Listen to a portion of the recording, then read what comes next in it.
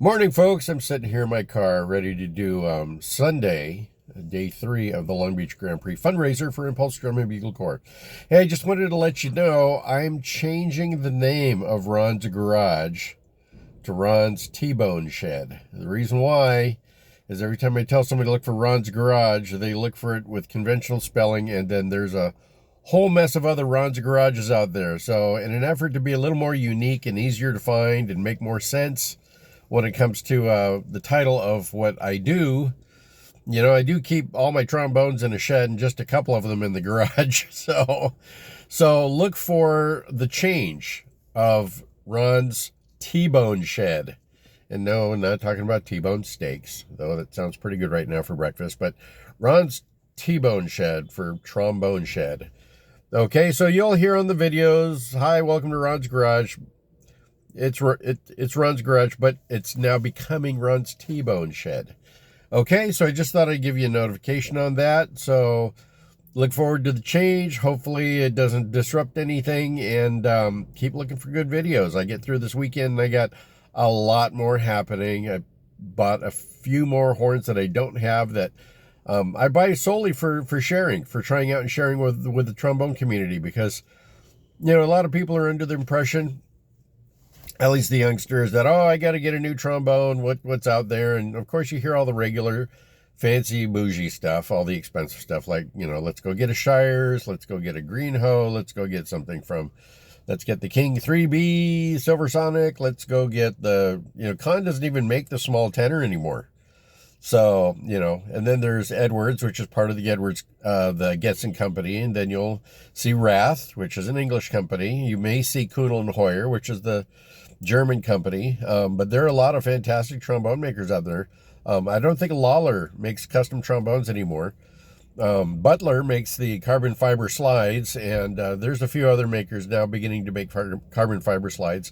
But for those of you who are looking to play a great quality trombone, or just curious about the one that you happen to have, or that you inherited, or that you found at a garage sale or at a swap meet or whatnot, those are the ones that I pretty much talk about. I talk about all the used horns that are just kind of discarded and tossed away, a lot of the student horns. So a lot of the main companies made great student horns.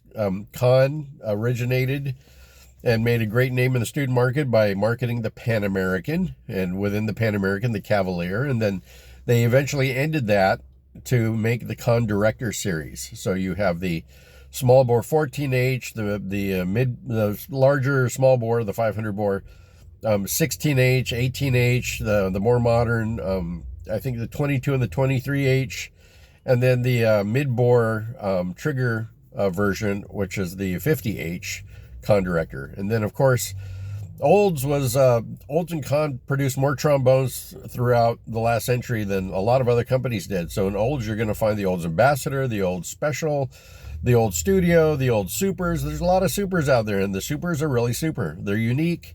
They're not really designed for the modern taste. They're more designed for the kind of the classical big band era taste.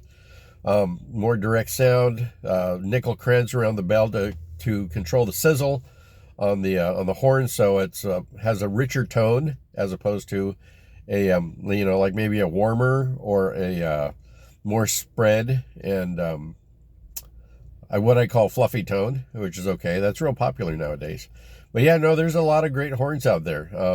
Horn companies that don't exist anymore, like Holton. They don't make trombones anymore. You're not going to see Bisher or Bisher, who are known for their saxophones. You're not going to see Yorks. Those are very unique and special trombones with a great, bold, direct sound. They were known pretty much for their low brass, their tubas, and their euphoniums. And there's more out there. But like LeBlanc, they bought up Martin, and they bought Holton and a few other name brands back in the late 60s, mid 60s. And you don't see, like I said, you don't see those anymore. And I try to showcase those because you'll still find them around, and they're still really great horns. It's just sometimes a company just doesn't make the right decisions to stay in business. So even though they're making spectacular trombones, they're not making them anymore, but they're out there. So you might want to get your hands on a great vintage horn. The Martin Committee, the Martin Indiana, the Martin Imperial, wonderful horn.